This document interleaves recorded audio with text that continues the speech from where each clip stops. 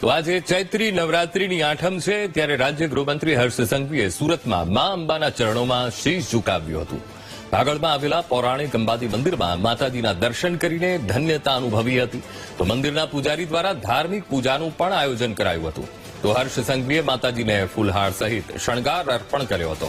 મહત્વનું છે કે આ મંદિર 600 વર્ષથી પણ વધુ પૌરાણિક છે, જ્યાં છત્રપતિ શિવાજી મહારાજ પણ દર્શને આવ્યા હતા, જેનું અનેરું મહાત્મ્ય છે. ચૈત્રી નવરાત્રિના આજે આઠમના શુભ અવસરે ગુજરાતના લાખો કરોડો લોકો મા અંબાના ચરણોમાં, ગુજરાતના હજારો મંદિરોમાં દર્શનાર્થે જતા હોય છે. આ આપણી સંસ્કૃતિ છે, આ જ આપણી આસ્થા છે.